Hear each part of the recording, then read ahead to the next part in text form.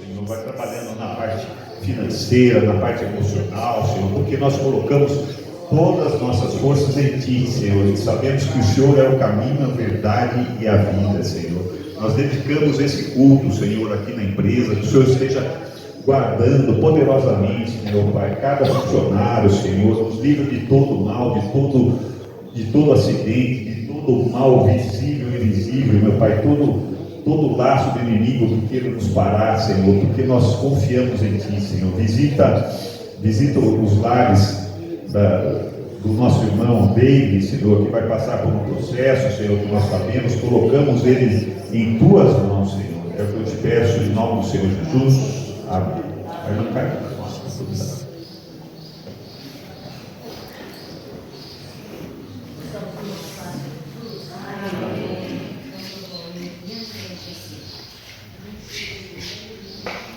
Eu nunca bebi desse negócio aqui, mas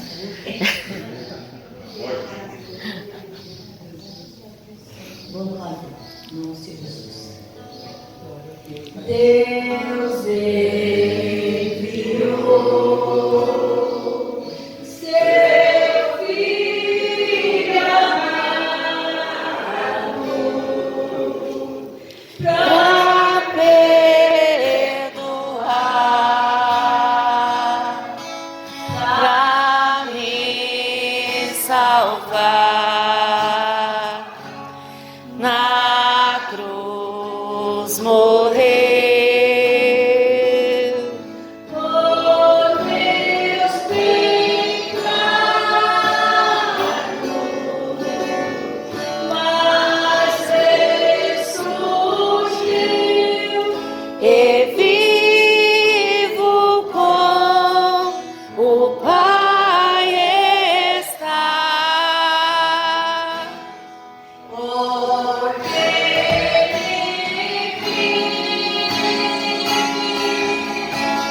posso perdoar,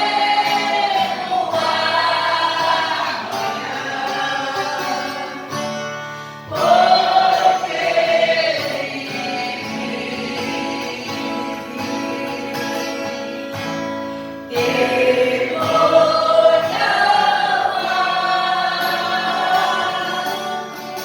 mas eu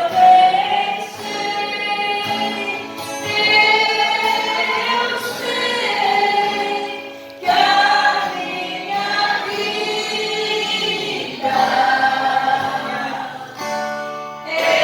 está nas mãos de meu Jesus, que vivo está. E quando enfim chegar a hora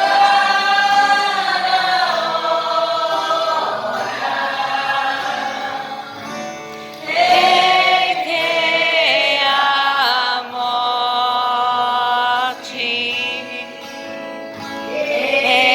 enfrentarei sem medo, então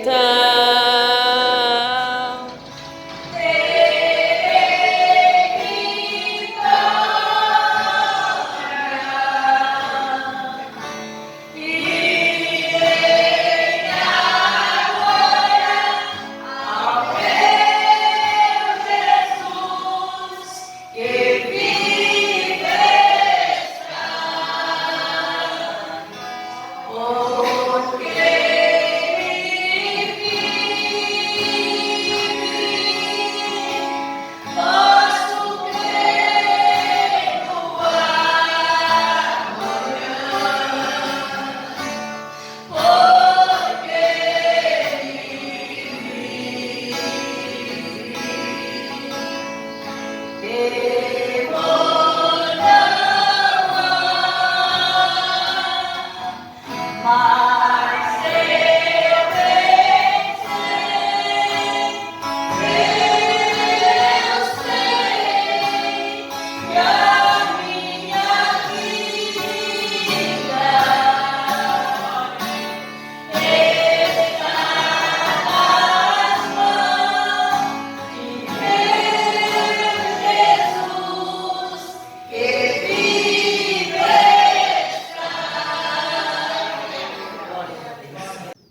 Um louvor aqui que o irmão Hélio pediu para eu estar louvando. A gente tem que, né, honrar aquele que quer fazer e receber algo do Senhor, amém?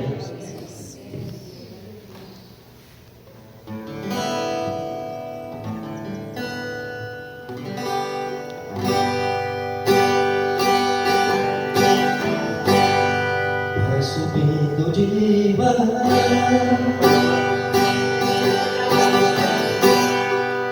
vai voando devagarzinho,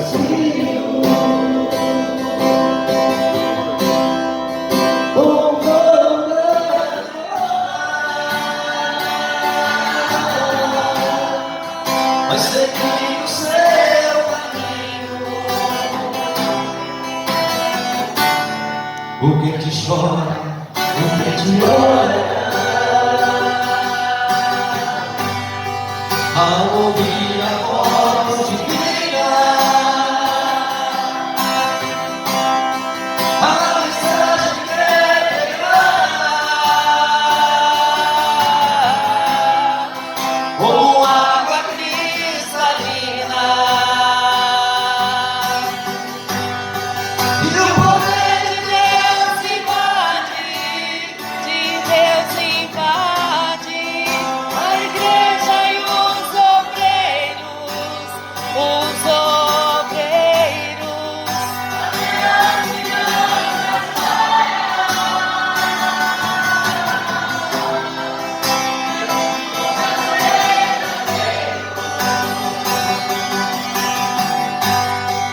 E o inferno fecha as portas, fecham as portas, e os demônios vão fugindo,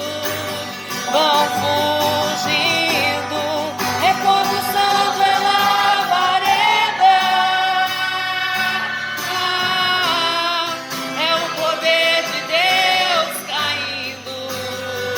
Glória a Deus.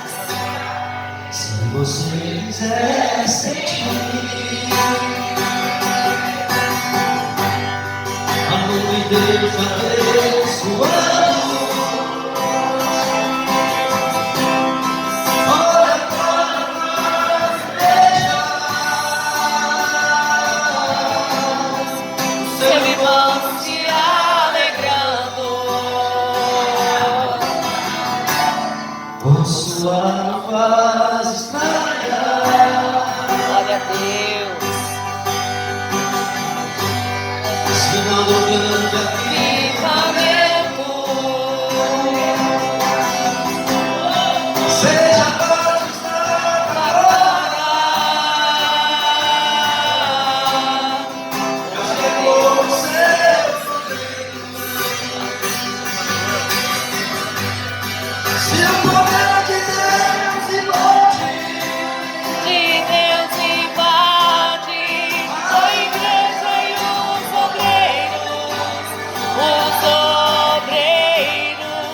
até as crianças choram diante do Deus verdadeiro. E o inferno fecha as portas, fecham as portas, e os demônios vão fugindo, é como o santo é labareda, é o poder de Deus caindo. Glória a Deus. Se você sentir. Agradecer as irmãs que ajudou a louvar esse louvor. Cumprimentos do Pai do Senhor, irmãos. Amém. Louvado seja Deus. Eu quero ler alguns versículos para os irmãos aqui, no livro de Romanos. Romanos, capítulo 8. Romanos 8, 31. Vou ler, irmão, para nós aproveitarmos o tempo. Diz assim, ó, Romanos, capítulo 8, versículo 31. Que diremos, pois, a estas coisas? Se Deus é por nós, quem será contra nós? Aquele que nem mesmo a seu próprio Filho poupou, antes o entregou por todos nós, como nos não dará também com Ele todas essas coisas, quem tentará acusação contra os escolhidos de Deus? É Deus quem nos justifica. Glória a Deus. Irmãos, se nós observarmos nesses poucos versículos que nós lemos, nós vemos uma realidade que todos nós já passamos por ela, ou você pode estar passando, ou você ainda vai passar. Quem nunca foi acusado por alguma coisa? E quando nós falamos de acusação, nós falamos de algo que ou encontraram em nós que realmente estava errado, ou quiseram jogar alguma culpa em cima de alguém. Porque a realidade é, irmãos, quem é acusado, ele tem duas opções: ou dele ser liberto, de ser absolvido, ou de realmente ele pagar por algo que ele fez ou por que ele não fez. E nós enxergamos aqui nessa palavra uma realidade que Deus mostrou para a humanidade toda. Você deve, e não tinha ninguém para pagar a sua dívida. É verdade. Que era o pecado. E querendo não, nós acreditar ou não, o pecado é um negócio que nós herdamos desde que nós nascemos. E nós não tínhamos condições nenhuma de pagar essa dívida diante de Deus.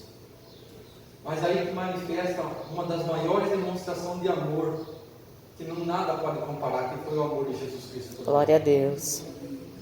Porque uma coisa é nós agradecer por algo que nós tivemos condições de arcar, de nós entrarmos numa providência e sermos gratos. Oh, Senhor, eu sou grato por poder pagar essa dívida minha. Mas e quando nós não temos a condição? A gratidão nossa tem que ser ainda maior, por alguém que pagou sem nós merecermos. E por que eu leio esses versículos aqui que o Senhor passou no meu coração? Porque mesmo nós acreditando em Jesus, mesmo nós tendo uma crença em Deus, sabendo que Ele é o dono da nossa alma, o salvador da nossa alma, nós temos uma realidade a encontrar todo dia na nossa vida: o pecado batendo na nossa porta. Somos um filho de Deus? Somos comprados por Jesus Cristo? Somos. Se nós cremos nele e entregarmos a nossa vida para Ele, Ele paga todas as nossas dívidas e nos dá a oportunidade para Ele. Mas e quando nós encontramos a realidade muitas vezes diante de nós, as acusações falam assim: você não vale nada, o seu passado é triste, o seu presente ainda é nojento, ninguém acredita em você, ninguém te dá nada. Pode ser uma realidade que eu já passei, ou você já passou, ou você está passando. Ou quando você olha e fala assim: agora eu vou conseguir. Aí você encontra alguém que você mais esperava com uma palavra de apoio e fala assim: você não vai chegar onde você quer, a sua família foi pior que você não vai chegar a lugar nenhum, você vai ser mais um.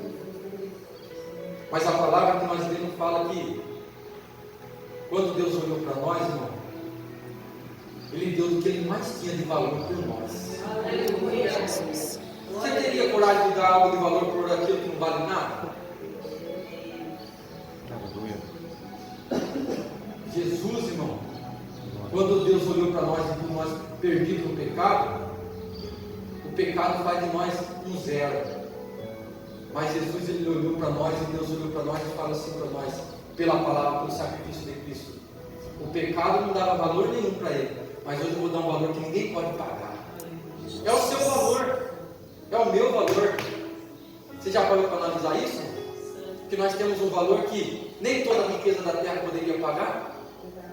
Você já parou para analisar isso, irmão? Que quando ninguém acreditou em nós, Jesus olhou para a nossa necessidade e falou assim: o que falta nele eu vou dar para ele. Que é a capacidade de nós amar, a capacidade de nós perdoar alguém, a capacidade de nós reconhecer que nós somos errados, mas nós temos condições em Cristo de mudar. Glória a Deus. Eu quero falar para você uma coisa, irmão: você não precisa acreditar em mim, você precisa acreditar em você. Você precisa acreditar naquele que está com você. Porque eu creio, irmão, que nesse lugar, eu tenho certeza que um dia eu vou viver isso aí. Eu vou estar aqui cultuando a Deus, e um dia vai ser você, um dia vai ser Ele, todos nós vai ser instrumento na mão de Deus para falar conosco, nós vamos ser cheios do Espírito Santo. Glória a Deus. Por que eu falo isso? Porque não é uma realidade minha que eu consigo fazer de você, é uma realidade que Deus faz em nós. Então eu quero que você guarde essa palavra no seu coração e acredite, irmão. O problema não é a acusação. O problema é se nós não acreditar naquele que nos defende. Amém, Jesus. Naquele que é o nosso advogado. Jesus falou: eu sou o seu advogado, pode ficar tranquilo. Pode ficar tranquilo, eu sou o seu advogado. Quer advogado melhor que esse, irmão? Então eu só quero deixar para você essa manhã. Você acredita, primeiramente, em Deus? Eu creio que sim. E você acredita que você pode ser um instrumento na mão de Deus, uma pessoa melhor, uma pessoa diferente? Você acredita que você pode ter um futuro extraordinário? Não vou querer dizer, não vou falar para você que um dia você vai ser presidente. Não precisa ser presidente. Você só precisa ser uma pessoa que crê que você é mencionado no céu como alguém que agrada a Deus. Glória a Deus. Você crê nisso? Você crê nisso? Glória a Deus. Então, irmão, o que passou, passou. Cada dia é um novo recomeço com Deus. Não importa o que você fez ontem, hoje, daqui a 10 minutos atrás. Não importa que se você acreditar, Deus vai transformar a sua vida de uma forma que o nome dele vai ser glorificado. E eu quero glorificar Deus pela sua vida também. Você crê nisso? Guarda essa palavra no seu coração e eu volto aqui para o nosso momento. Glória a Deus. Glória a Deus. O Moisés já não estava mais com ele e ele teria que entrar na terra prometida. Então ele perdeu o seu líder e talvez no momento ele estava com medo e ele precisou de uma palavra de encorajamento. Todos nós precisamos nos esforçar. Cada colaborador aqui está aqui de manhã, vai iniciar um ciclo de trabalho, as irmãs, né? Todos nós temos que esforçar. Para mim, eu que faço esporte, no sábado, andei 4 horas de bicicleta, subi no morro, tudo a gente tem que se esforçar. Mas o esforço que ele está falando aqui também, esforço de bom ânimo, irmão, é o esforço espiritual. Glória a Deus. Não é só o trabalhar com a mente, com coisas, isso a gente faz todos os dias, é o esforço espiritual. O que você está fazendo de esforço espiritual para servir a Deus? Fizemos juntos aí um curso que né? E o Hélio continuou como professor também. Esses dias ele me convidou para dar 2 aulas lá também, né, irmãos? Já aceitei prontamente para poder ajudar. E o Hélio sempre tem uma boa palavra, tem um testemunho, e eu creio que hoje ele tem uma palavra para todos. Glória a Deus. Amém, irmãos? Beleza, irmãos, com a paz do Senhor. Bom dia para todos. Os irmãos que trouxeram a Bíblia, abra sua Bíblia aí no livro de Apocalipse, capítulo de número 1. Queria agradecer a Deus por essa oportunidade, por essa manhã. Queria agradecer a Deus pelo convite do nosso irmão Milton. A minha mãe Alessandra, ela convidou todas as irmãs da sede, não estava combinando isso, mas ela convidou todo mundo justo hoje. Eu tenho o prazer de congregar na da Jardim com a irmã Fátima, com o Laércio. O Laércio, além de um irmão de igreja, faz parte da minha família. A família dele é minha família, a irmã Fátima também. Então eu estou em casa, irmãos, eu estou me sentindo em casa. Glória a Deus. Apocalipse capítulo 1, a palavra do Senhor diz assim: até que hora eu posso ir? Oi? Até que hora eu posso ir? 30 minutos? Tá ótimo. Então, irmãos, a gente vai até 11 horas da manhã, tá bom? Revelação de Jesus Cristo, o qual Deus lhe deu, para mostrar aos seus servos coisas que brevemente devem acontecer. Pelo seu anjo aos enviou e notificou João, o seu servo, a qual testificou da palavra de Deus e do testemunho de Jesus Cristo, e do que tenho visto. Bem-aventurado aquele que lê e o que ouve as palavras dessa profecia, guarda as coisas que nela está escrito, porque o tempo está próximo. João, as 7 igrejas está na Ásia, graça e paz daquele que é, que era e que há de vir, e dos 7 espíritos que estão diante do seu trono, e da parte de Jesus Cristo, o que é fiel testemunha, primogênito dos mortos, o príncipe dos reis da terra, aquele que nos ama e em seu sangue nos lavou dos nossos pecados, e nos fez reis e sacerdotes para Deus, o seu Pai. A Ele, glória e poder para todos sempre. Amém. Eis que venho com as nuvens e todo o olho o verá. Todas as tribos da terra se lamentarão sobre ele, sim. Amém. Eu sou o Alfa, o Ômega, o princípio e o fim, diz o Senhor, aquele que é, que era e que há de vir o Todo-Poderoso. Eu, João, que também sou vosso irmão e companheiro na aflição e no reino e na paciência de Jesus Cristo. Estava numa ilha chamada Patmos, por causa da palavra de Deus, pelo testemunho de Jesus Cristo. Eu fui arrebatado em espírito no dia do Senhor, no domingo, e ouvi de trás de mim uma grande voz como uma de trombeta, que dizia: o que você vê escreve no livro. Envia 7 igrejas que estão na Ásia: Éfeso, Esmina, Pérgamo, Tiatira, Sardes, Filadélfia e Laodiceia. E virei-me para ver quem falava comigo, e virando-me vi 7 castiçais de ouro. E no meio dos 7 castiçais, um semelhante ao Filho do Homem, vestido até aos pés de uma veste comprida, e cingido pelo peito com um cinto de ouro. E sua cabeça e cabelos eram brancos como a lã branca, como a neve. E os seus olhos eram como chama de fogo. E os seus pés semelhantes a um latão reluzente, como se tivesse sido refinado, polido numa fornalha. E a sua voz como a voz de muitas águas. Ele tinha na sua destra 7 estrelas, e da sua boca saía uma aguda espada de 2 fios. E o seu rosto era como o sol, quando na sua força resplandece. Eu, João, quando vi essas coisas, eu caí nos seus pés como morto. E ele me pôs sobre mim, a sua destra, dizendo: não temas, eu sou o primeiro e o último, o que vive. João, eu fui morto, mas eis que estou vivo para todo sempre. Amém. Tenho as chaves da morte e do inferno. Escreve tudo que você vê, tudo que você tem visto, são as coisas que depois dessas vão de acontecer. Vira sua página aí, rapidamente, no capítulo de número 3, versículo de número 14. Apocalipse 3 diz assim: e o anjo da igreja que está em Laodiceia escreve isso, o Amém. Testemunha fiel e verdadeira, o princípio da criação de Deus. Eu sei das tuas obras, que nem és frio e nem é quente. Tomara que você fosse frio ou quente. Assim, porque és morno, não és frio e nem quente, eu vou vomitar você da minha boca. Como dizes, eu sou rico, eu sou enriquecido e de nada eu tenho falta. E sabes que é um desgraçado, você é miserável, pobre, cego, está nu. Versículo de número 21. Ao que vencer lhe considerei é que se assente comigo no meu trono. Assim como eu venci e me assentei com meu Pai no seu trono. Quem tem ouvidos, ouça o que o Espírito diz às igrejas. Amém. Os irmãos possam sentar. Irmãos, eu confesso que o livro de Apocalipse é um dos livros que eu mais leio na Bíblia.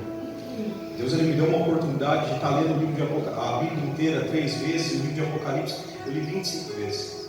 E cada vez que você lê esse livro de Apocalipse, a Bíblia vai falar de uma maneira diferente de você. Nenhuma vez que eu li esse livro foi da mesma maneira do que a outra. É sempre de uma maneira diferente. Só que às vezes a gente fala a palavra Apocalipse, a pessoa assusta. A pessoa associa a palavra Apocalipse com destruição, com caos. Às vezes você fala a palavra Apocalipse, a pessoa pensa no anticristo, nos finais dos tempos. Às vezes você fala a palavra Apocalipse, a pessoa pensa a primeira da novela que passou na Record. Mas só que o livro de Apocalipse não é nada disso, irmãos. O significado do livro de Apocalipse é revelação. O livro de Apocalipse é um livro para todos nós. É um livro para mim, é um livro para você. O livro de Apocalipse, de uma maneira geral, irmãos, para a gente resumir, o livro de Apocalipse é Deus deixando claro para o céu, para a terra e para o inferno que Jesus Cristo venceu, que a igreja de Cristo venceu. Glória a Deus. Quem escreve o livro de Apocalipse é um apóstolo chamado João.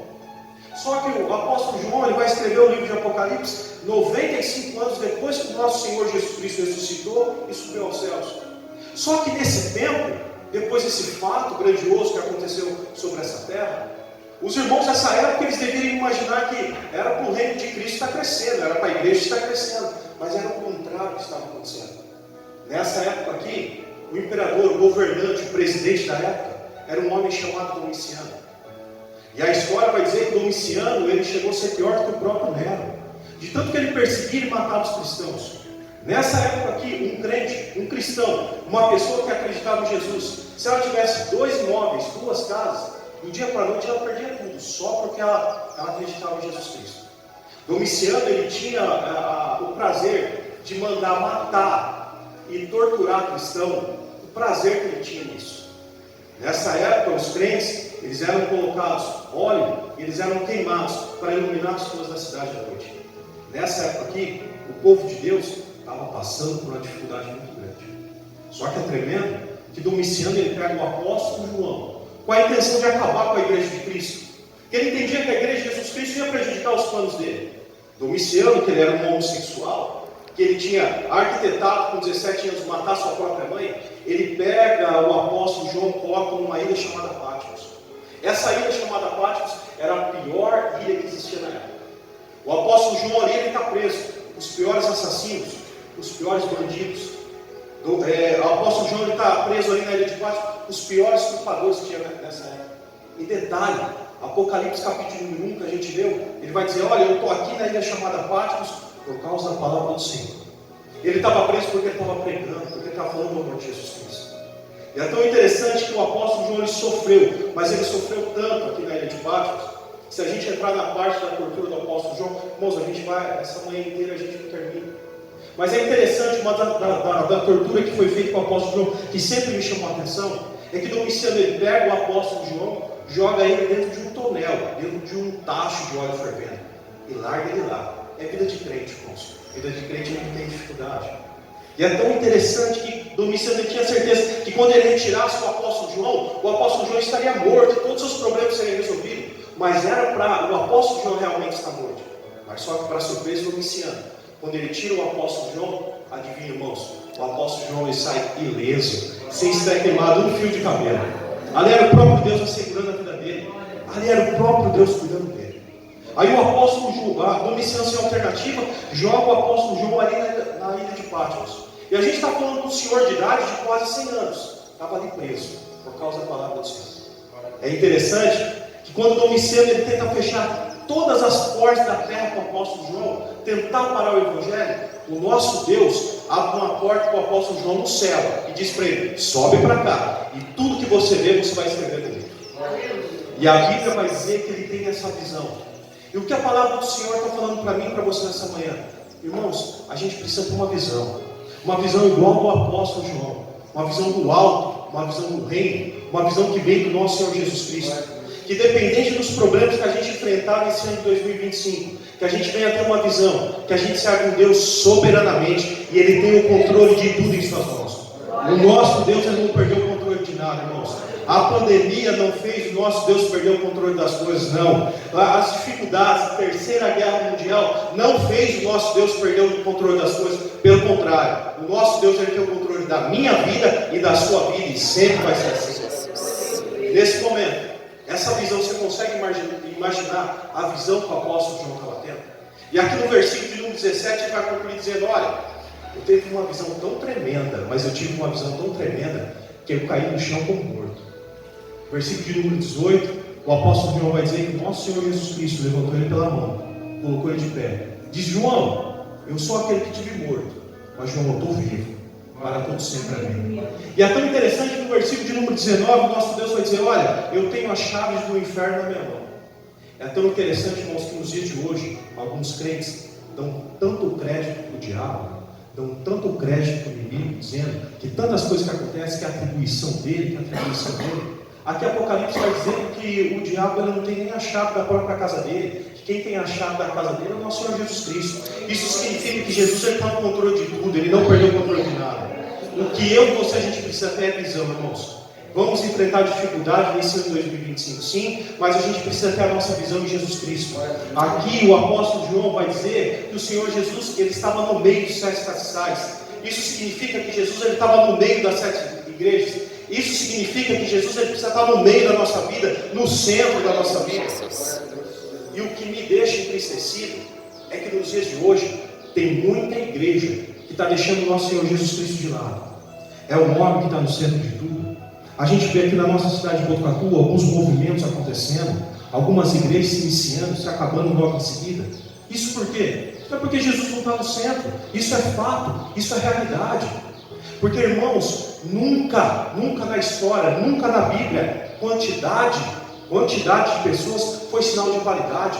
Nunca foi isso. E a gente vê no nosso meio, na nossa cidade, pessoas preocupadas com isso, preocupadas com o movimento, preocupadas com aquilo, e Jesus Cristo, onde Ele está? Ele não está no centro. É tão triste que tem pessoas nos dias de hoje, irmãos, muito mais preocupadas com uma foto no cartaz, preocupado quanto aqueles vídeos dele, quantos likes vão ter, e o nosso Senhor Jesus Cristo cada vez ficando mais de lado. E o apóstolo João aqui, ele está dando a receita para mim e para você. Ele está dizendo, olha, Jesus ele precisa estar no centro, a gente precisa ter Glória visão. a Deus. Jesus Cristo ele precisa ser o centro da nossa vida. E eu acredito que é assim mesmo que tem que ser. Eu acredito que essa visão que o apóstolo João estava tendo, era uma visão do próprio Deus, era o nosso próprio Senhor Jesus falou para ele assim, ó, tudo que você escrever aí, ó, durante 2024 anos as pessoas ainda vão estar falando sobre aquilo que você escreveu. Então escreve tudo, nos mínimos detalhes, João. E a gente vai ver aqui no capítulo de número 3 que a gente também leu. a gente vai ver uma igreja chamada Laodiceia, uma igreja que era uma igreja poderosa, que era uma igreja rica, era uma igreja que tinha muita influência, penso eu, que tinha muitos políticos que congregavam aqui nessa igreja de Laodiceia, e eles diziam, olha, aqui a gente tem dinheiro, aqui a gente está rico, aqui não nos falta absolutamente nada. E Jesus Cristo está do lado de fora, batendo na porta dessa igreja, falando assim, olha, vocês são pobres, desgraçados, vocês são nus. A gente vive num momento, irmãos, no nosso tempo, onde tem pessoas que estão preocupadas com grandes templos, igrejas grandiosas, púlpitos de ouro, maçanetas banhadas a ouro, porcelanato pela igreja inteira. E cadê o nosso Senhor Jesus Cristo no centro da igreja?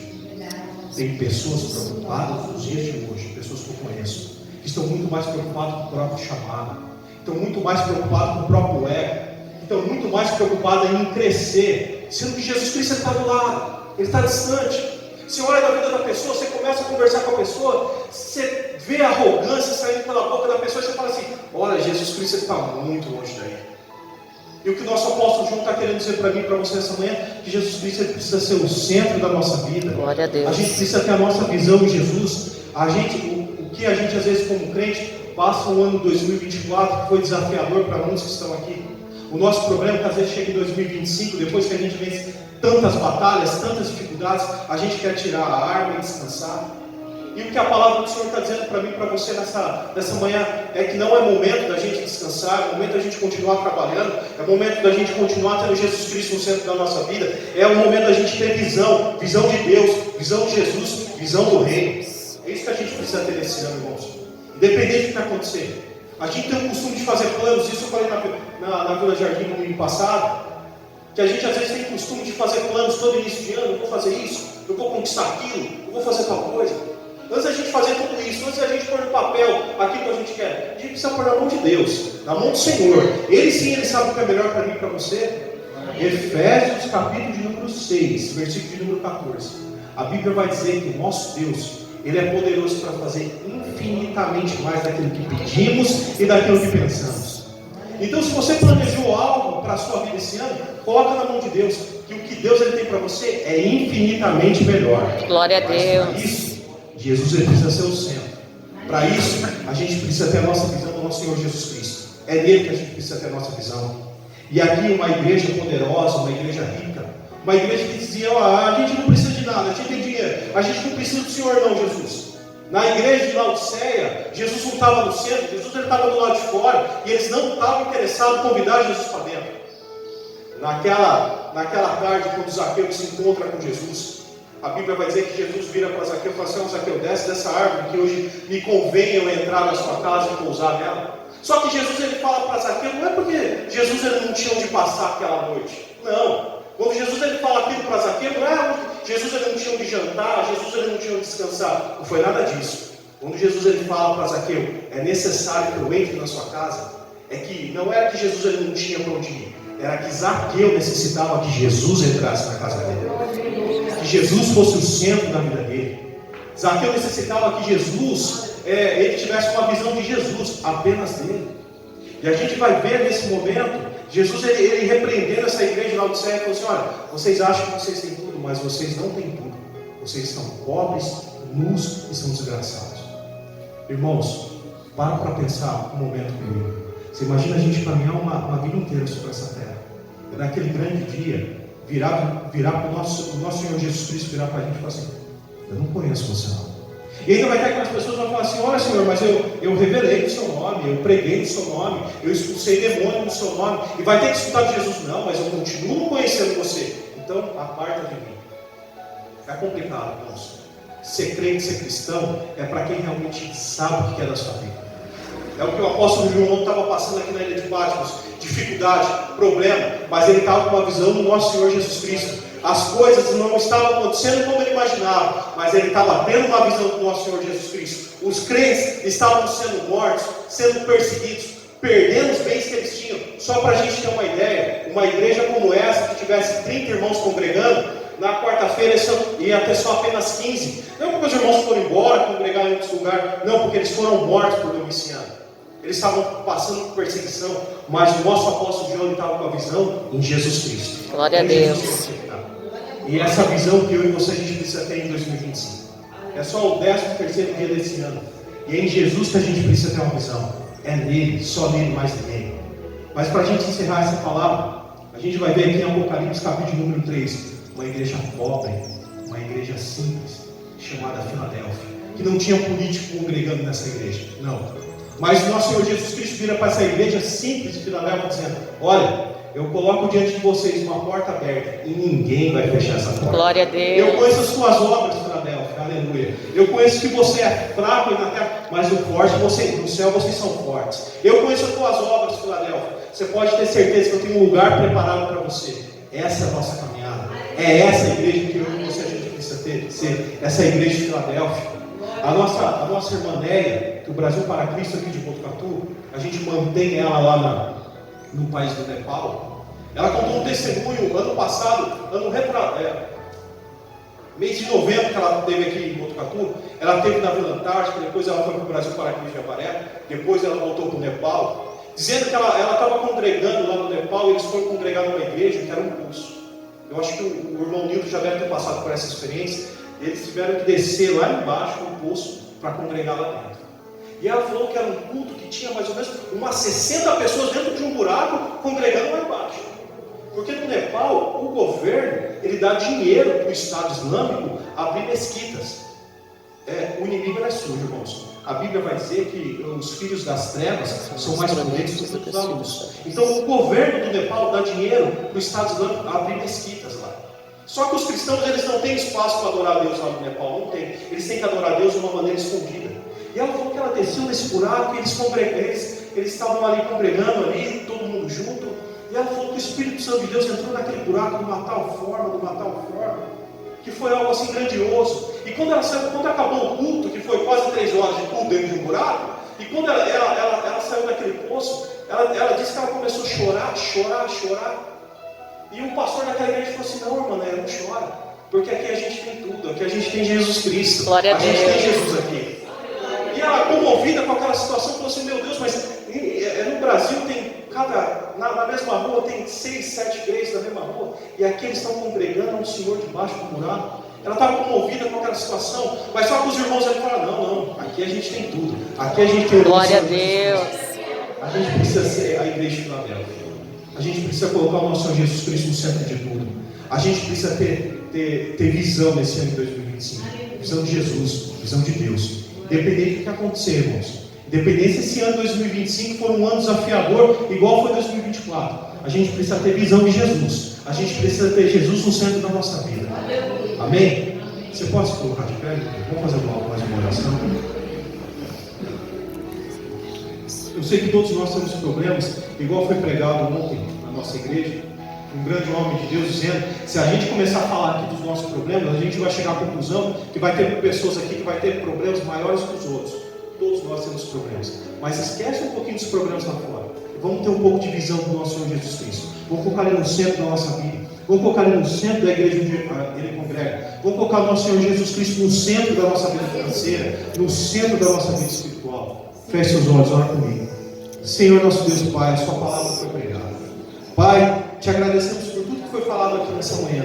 E te pedimos, Senhor, que o Senhor venha nos fortalecer no teu caminho. Pai, que esse ano a gente não venha ser enganado por movimentos, por falsas profecias. Que nesse ano de 2025, Pai, que a gente possa se manter firmes, meu Pai. Que a gente venha ter uma visão do Senhor, meu Pai. Que o Senhor possa estar no centro das nossas vidas, no centro da vida das pessoas que a gente ama. Isso nós pedimos, Pai. Pai, tudo aquilo que leva o nosso nome, tudo aquilo que leva o nosso sobrenome, não é nosso, é do Senhor, Pai, é seu. Então nessa manhã, Pai, te oferecemos tudo aquilo que é nosso, Pai. Te colocamos nas suas mãos e te pedimos, Senhor, que o Senhor venha fazer infinitamente mais as nossas vidas, meu Pai, nessa manhã. Pai, te entregamos esse local, te entregamos essa empresa. Pai, que o Senhor possa reinar aqui nesse meio, que o Senhor possa reinar no coração de cada um que está aqui, meu Pai. Sendo as pessoas que já aceitaram o Senhor como Salvador e aquelas pessoas que ainda não aceitaram, mas dentro de um tempo, de um propósito, não aceitaram. Pai amado, Pai querido, te entregamos aqui a vida de todos os nossos irmãos que estão aqui essa noite. Todos os sonhos deles, todos os projetos deles, tudo aquilo que eles idealizaram para esse ano de 2025. Entregamos nas suas mãos, Pai, e te pedimos que o Senhor venha fazer o melhor das nossas vidas, Pai. Oramos graças nessa manhã e te agradecemos por tudo, Pai. Pai. Nos leve em segurança para a nossa casa. Nos dá um início de semana, um restante de semana abençoado. E tudo aquilo que se levantar através de problema, Pai, durante essa semana, que a gente venha ter uma visão do céu, meu Pai. Que a gente não venha, meu Pai, enfraquecer diante dos problemas, das dificuldades. Que a gente venha ter uma visão do Senhor, meu Pai. São bem ser o centro da nossa vida. Oramos graças essa manhã em nome de Jesus. Amém. Você pode dar uma salva de palmas ao Senhor? Glória a Deus.